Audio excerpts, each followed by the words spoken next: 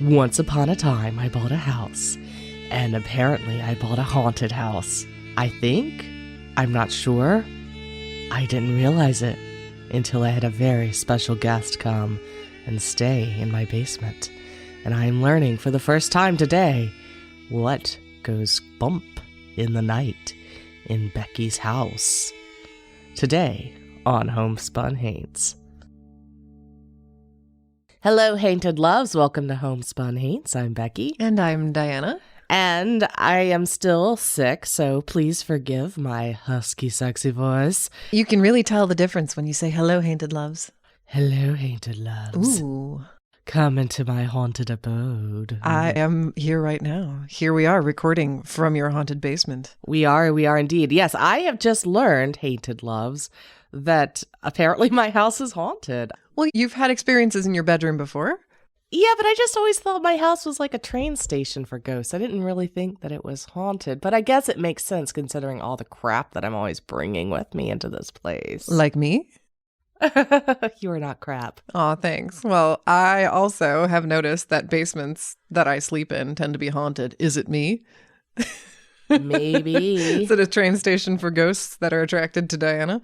I don't know. What do you think? It could be. Well, before we launch into our story, you know how it is with us. We always have to tell you something completely non-sequitariish. Non-sequitarial. Non-sequitarial. It's a word now, folks. And today, Diana has been in town here with me for quite some time, and we've had the opportunity to do a lot of things before I got sick, that is. And I thought that you guys would enjoy hearing about some of our adventures. Yay! Let's recap. Basically, all of this happened in a day and a half, really, because we had it all packed in there and we were going to do 12 things a day and go, go, go, go, go. And then somehow all of that running around exhausted our immune systems. Yes. Shame. Yes, a shame. But we did get some things in before we got sick. Yes. And one thing we did is we had a photo shoot, which was kind of exciting. Diana and I got up at the crack of dawn. Oh, well, before that. And went to a haunted cemetery to have our photos taken. We had a lot of fun with that. We really tried hard not to show everybody that we were so cold.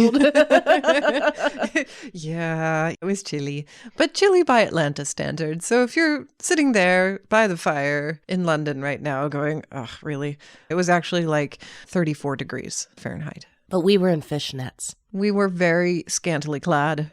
In fact, at one point during the photo shoot, we had joggers jogging through the cemetery, kind of giving us the side eye. So I just shouted, "We're with the band," just to make them acknowledge us. Because they were just giving us that creepy old ladies in fishnets taking photos of themselves laying around in cemeteries. But I think the interesting thing about this photo shoot was I brought a Ouija board as a prop. Oh, yeah, this part. So we got some great shots of us sitting across from one another. We sat crisscross applesauce with a Ouija board between us, with the headstones around us, as the morning sun began to peek its rosy fingers over the tombs. And I'm kind of short. You might have noticed Diana's a lot taller than me, and I have also these little tiny T-Rex arms. And I was trying to reach the planchette, and Diana kept moving it farther away from me. So it was hard for me to sit up straight and do the whole photo pose thing with a planchette that kept moving away from me. And I kept scooching it back, and then Diana kept moving it farther and farther away from me. And I was like, what is she doing? Doesn't she know? T-Rex arms! This is not cool. Becky, I wasn't moving the planchette. That's what I found out later. We didn't discuss this until long after we had put away the Ouija board and finished photo shooting. It was moving, and I was fighting against it, trying to keep it in place. And it was still moving. I totally thought you were doing it, Diane. I thought you were doing it. But that's what everybody says about Ouija boards. Are you doing it? No. Are you doing it? No. Well, I know for a fact that even unconsciously, I would not be moving the planchette away from me. They say that it's unconscious motions that you might be doing. Mm-hmm. But I was consciously trying to keep it close to me because it was very uncomfortable with my little T-Rex arms to try to keep those two fingers on the planchette that just kept moving farther and farther and farther away. So that's actually the first time that Ouija board has been used for supernatural communication? Yes, usually it's just a prop. It's a real Ouija board. I mean, all Ouija boards are real, right? But I had only used it in photo shoots prior to that because it's so beautiful. It is really beautiful. I'd never actually used it to try to communicate with the dead, and if I had known that that planchette was moving on its own, I would have done something very different when we were done to make sure nothing followed us home. Oh, that's a good point. Perhaps we should do that now. Perhaps it's too late because it's already here. And that brings us to our story for today. Before Diana begins the story, I guess that does mean once we get 1,000 followers on TikTok, we will do a live Ouija board session. From either a haunted cemetery or a haunted basement, depending on the weather. That's at Homespun Haint, so please go follow us on TikTok. If you're not on TikTok, go join TikTok. Do it for the band. Do it for us. And follow Homespun Haints. And then also be sure you check out our show notes for this episode at homespunhaints.com, where we will include photos of my haunted house, which Diana is going to tell you about. And photos from our haunted cemetery photo shoot. That too. Featuring the infamous Ouija board, which has now been christened. Apparently so. Also, before we launch into our story, we do want to let you know we have a Patreon, if you're not already aware. And if you're a patron of a certain tier, you did receive a special gift. Happy Halloween. So we hope you enjoy that. And if you too would like to support us and get these episodes ad-free, you can go check us out at patreon.com/homespunhaints. And if you're not a patron, enjoy this commercial.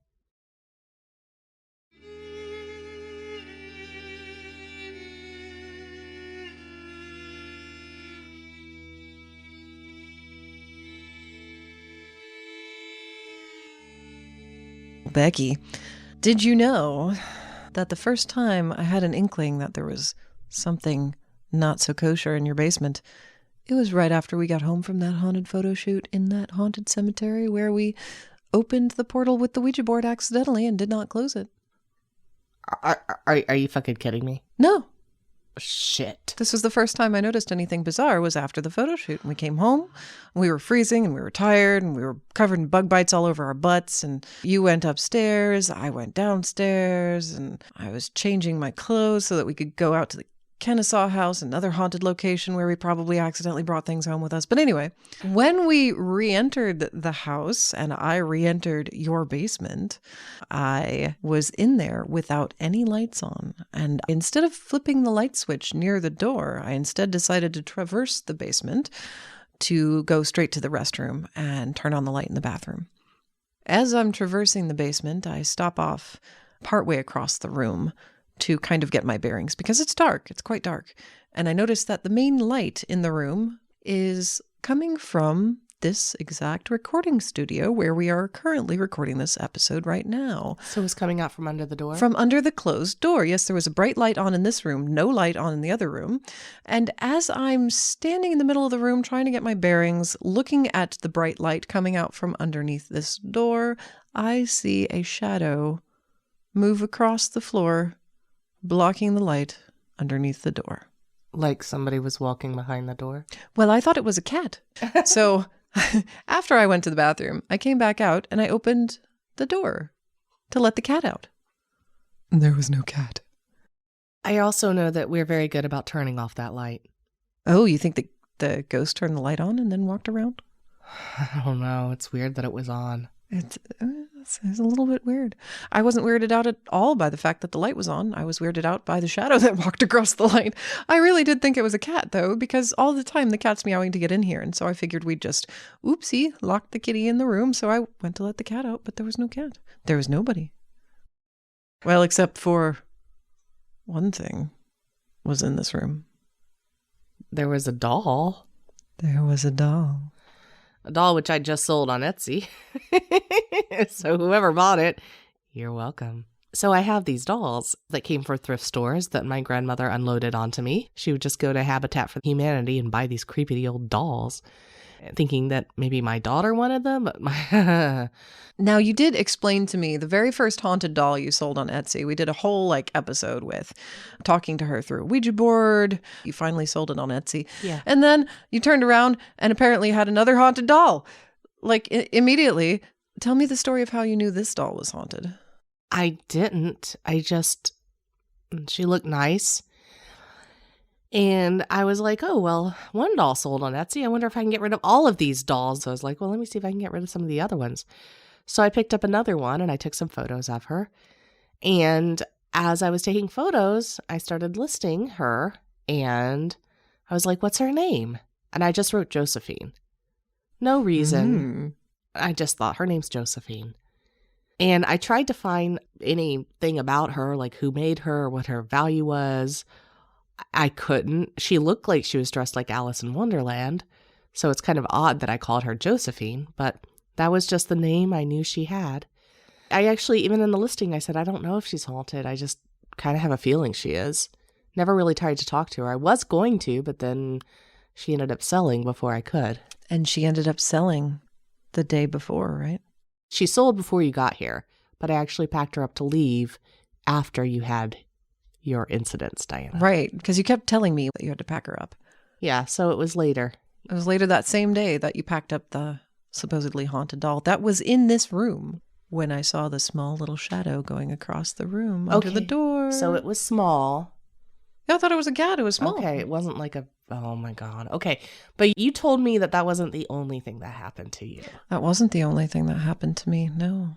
So it's hard to put the rest into words. Because when you're sleeping in somebody else's basement, if you've had that experience, many times, it is a creepy experience in general. So you're kind of on a little bit of a hair trigger for noises and such, especially when you're sleeping and there's an outside door to the outside world or two right up next to the basement. And so I was kind of, lightly sleeping those first couple of nights.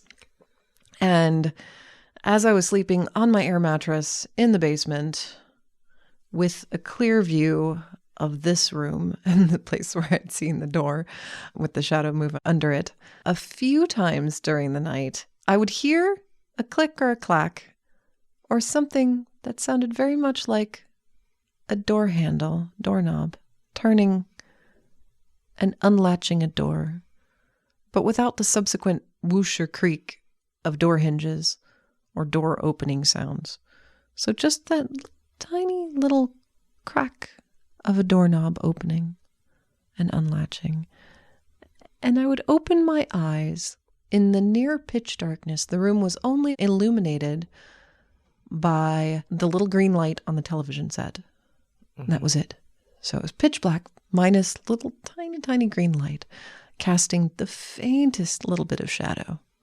And in that faint bit of shadow, as I looked over the edge of the couch, I could see some shadows that were a little bit taller than the couch.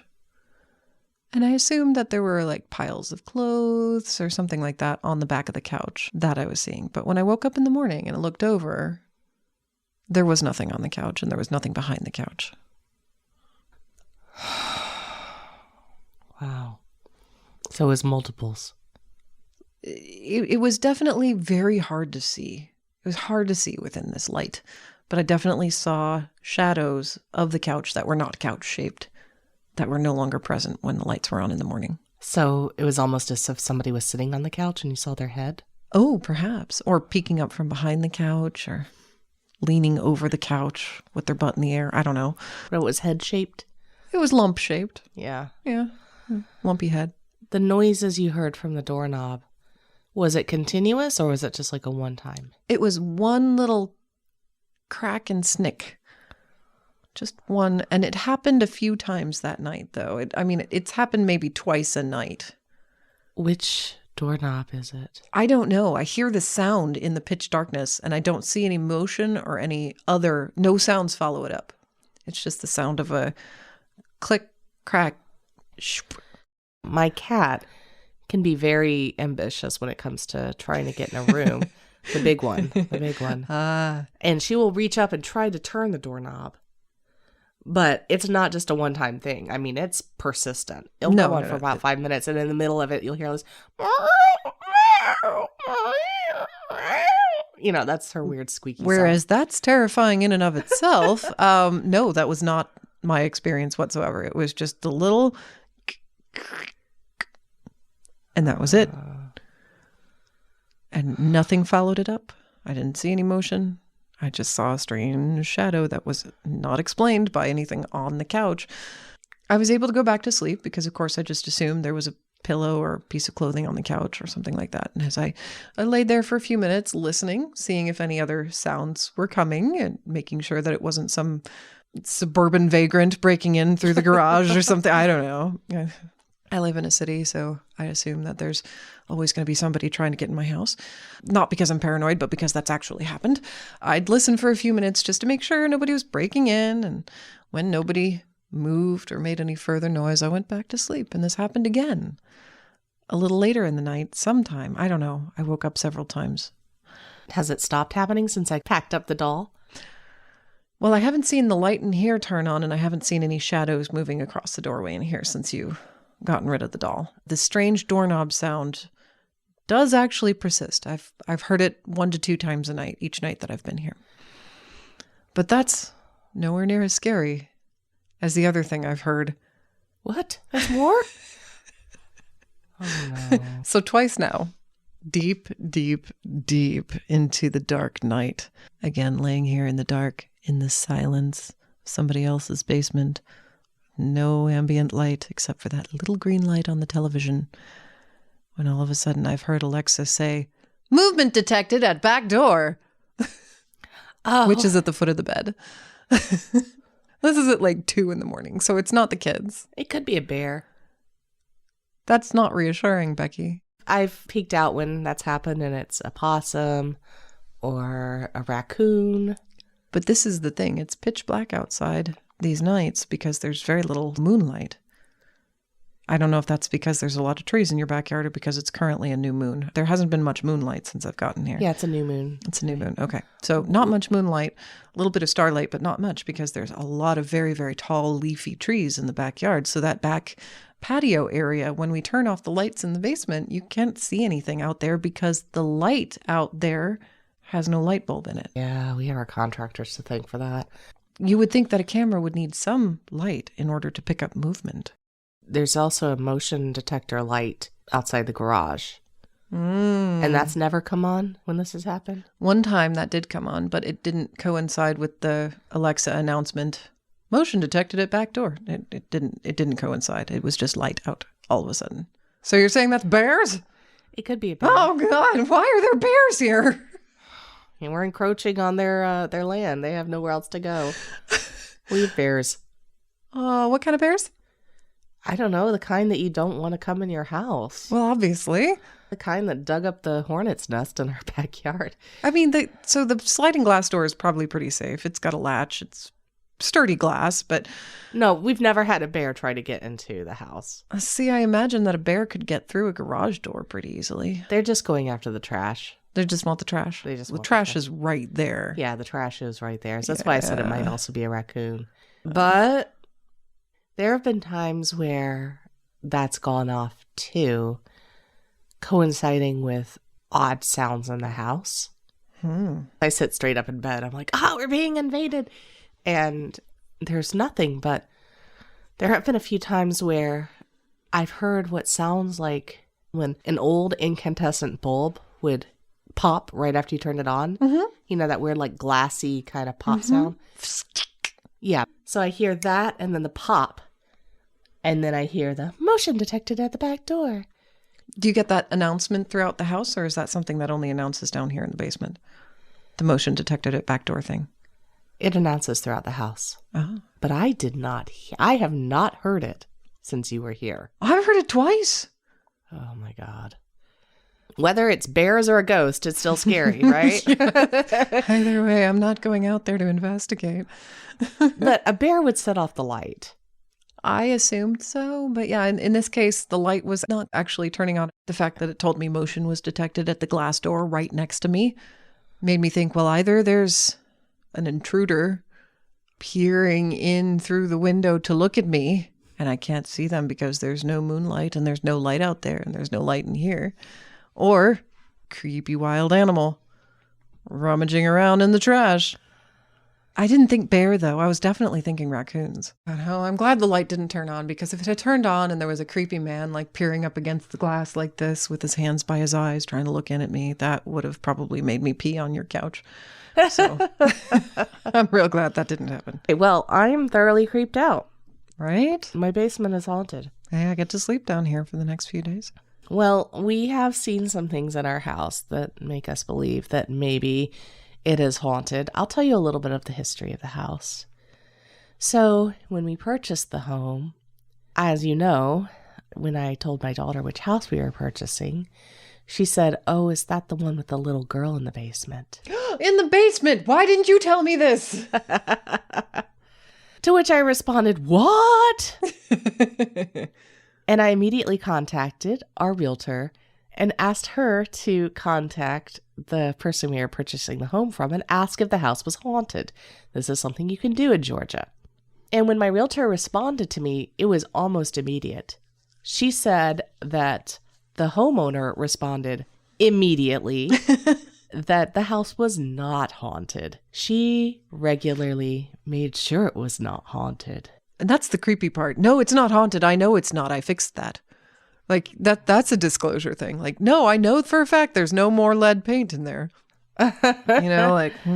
Well, some interesting things about this house, as I've mentioned on previous episodes.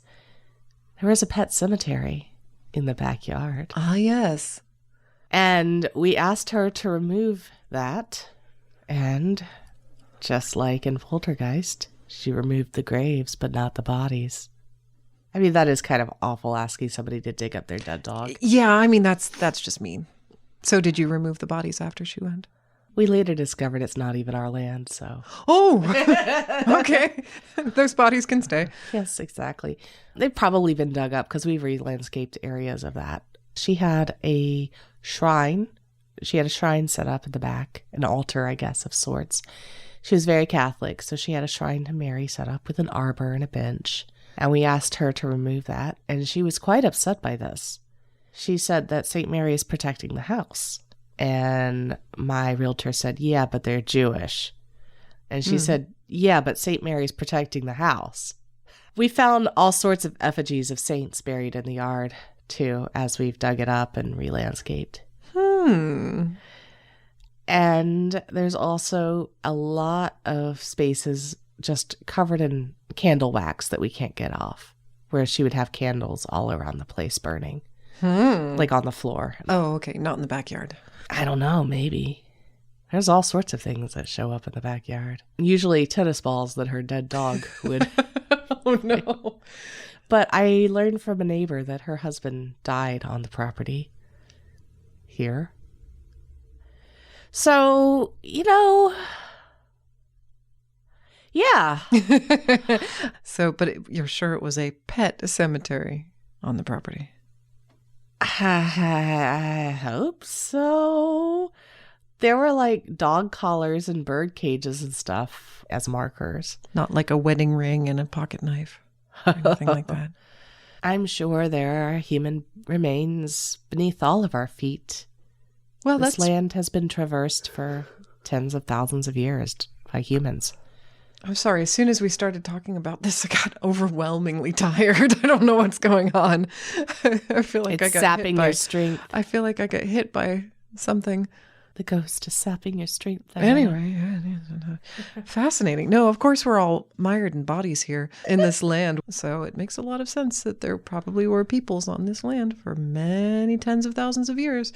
I'm surprised that dog remains remained in the backyard. If there were also freaking bears that go and dig through the trash, and maybe that's why the dog isn't at rest. Its remains were dug up by bears. Well, I did hear what sounded like a child singing the other day. Remember when you were making lunch? Right. And I asked you, I thought one of the kids was home, and then I realized they weren't. And this is something that does happen. I hear a lot of phantom voices, especially when I'm sick. It's like my barriers are down or something. So now that you seem to be coming down with what I have, Diana. Oh, boy. Oh, dear. You might experience more activity. Because it sounds like it didn't come with the doll and it didn't come with the Ouija board. Perhaps not. It sounds like it was something that was If here. your daughter saw a little girl in the basement. Did she have any commentary on that beyond, is that the one with the little girl in That the turns basement? out it was a different house. However, Oh, okay. I do have another story for you about that. So in this room here that we're recording in, my daughter had been working on a drawing, and she had this new set of colored pencils, like 64 colored pencils, a really big set. She had them all nice and neat, put up on the table in a drawing that she was working on. And then we left and we went to a friend's house for dinner, and we shut the door, the same door that you saw the light under, so that the cats couldn't get in. And then when we came back, that door was still shut. But when she came in the room, the pencils were scattered all over the floor as if somebody had come in and knocked them over in a fit of rage. And she was so upset because she had made a point to keep them nice and neat, and now they were destroyed. And the only explanation we could come up with was that it was a ghost. So it wasn't that she left the pencils too close to the edge of the table and they just fell over. No, the interesting thing is the case that the pencils were in was still on the table. Oh, okay. So that happened. And then there was the incident right outside the door to your basement, which leads to your garage. Oh, yes, there was the child I saw in my car. That's right, yes. So if you all remember, this happened several months ago. I was trying to get my kids off to their music lessons, and I heard the door to the garage slam, so I thought they were in the car. So I went down to the car, opened the door, and yelled at the car that was in the garage, "Are you in here?" And I saw a little white hand in the back seat of the car wave at me. And I thought, okay, my daughter's in the car. She's waving at me because she feels like I can't hear her through the glass. Now, just for perspective's sake, you open the door to the garage. You're looking into the front windshield and driver's side window of your car. So you're looking all the way through the driver's side window into the back seat. So it's not a direct view. You wouldn't have seen it from up close. You would have seen it from a few feet away. Yeah. And then I said, "Do you have your instrument with you?" And I didn't get a response, so I said it louder. And then I heard from 3 stories up, my children say, "Mom, we're not in the car yet. We're still up here." So I start to get freaked out, worried that somebody is stuck in my car, maybe another child. So I run to my car, which has the keys inside of it, and it's locked. Now, this is one of those newer cars where it's designed so that you cannot accidentally lock the keys in the car. Right. Push button car. Yes, but the keys are inside the car and it's locked all sides. And I walked around the car, looking in all the windows, trying all the doors just in case. There was no child in the car and all the doors were locked. It gets better. While I was on the other side of the car trying the passenger side door, I looked up and I saw that door in between the garage and the house open and close again. Wait a minute. What? Yes, as if somebody would walk through. I don't remember this part of the story. Well, it happened. Holy mackerel. That was the same time that you saw Yes, it? I'm trying to get into my car, yeah. Oh, goodness. Okay. So again, I thought one of the kids had come out. And I know you don't leave that door open because, No. as your husband told me, sometimes chipmunks like to run into the garage and you don't need those in your basement. No, we're very good about keeping it shut, especially because of the cats. And also, it's a door that sticks. It's hard to open and close it. It's not going to happen on its own. So yeah, welcome to Atlanta, Diana. Thank you for staying in my haunted basement. I'm used to it by now. So there you have it, folks. Why do you think, listeners, why do you think both Becky and I seem to have a haunted basement, especially when I'm sleeping there? Well, I would like to say that it's your fault, but there have been instances before you got here. Mm-hmm.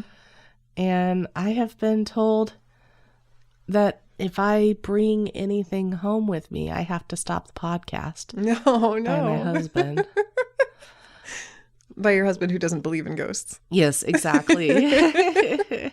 So I'm not sure. Luckily, he doesn't listen to this, so we'll just keep this. We'll just keep this to ourselves, Diana. Mom's the word. Well, we can honestly say we don't have objective proof that we've brought any ghosts home. There you go. Yeah, because this is all subjective. We don't ghost hunt. Nah. No, we don't have any equipment. We just share the feels with you. Yeah, what do you all think? Is my basement haunted? Or is it just a case of the heebie-jeebies, wink, wink? Yeah. I mean, we sold the doll. It's gotten a little better since then. It's fine. Slightly, yeah. I mean, the other day I was showering, and when I got out of the shower, I looked up, and right above where I was standing in the shower, there was a gigantic 2-inch long spider standing there on the ceiling, thinking about jumping on my head. Yeah, welcome to Georgia. That was fun. I'm glad I didn't look up while I was in the shower. But yeah, other than that, it's getting better. I think the more dolls you get out of here, the better off we'll be. Well, if you too are interested in purchasing a haunted doll, please visit our Etsy shop. We have one left. That we know of. More might show up. Sounds like there's some things buried in the backyard. Yeah. Well, Becky, thank you for inviting me over to your house. Letting me sleep in your basement. Not warning me that it was tremendously haunted. I didn't know. Diana, did you hear that? Just heard what sounded like the ruffling of cloth. I did give a little chuckle through my nose. No, it was coming from behind me where the doll is. I'm not. Oh, Jesus! I'm not making this up. Oh no! Why? I heard a rustle.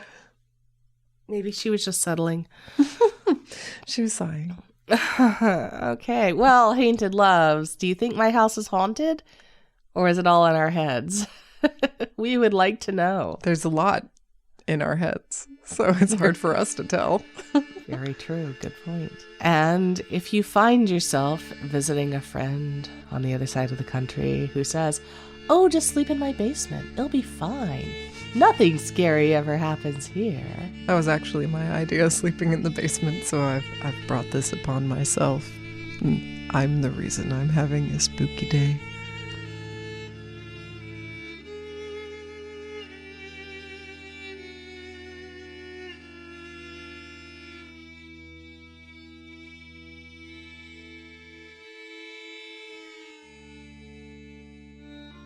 Homespun Haints is hosted by Becky Kielimnik and Diana Doty, and produced by Homespun Haints Media LLC.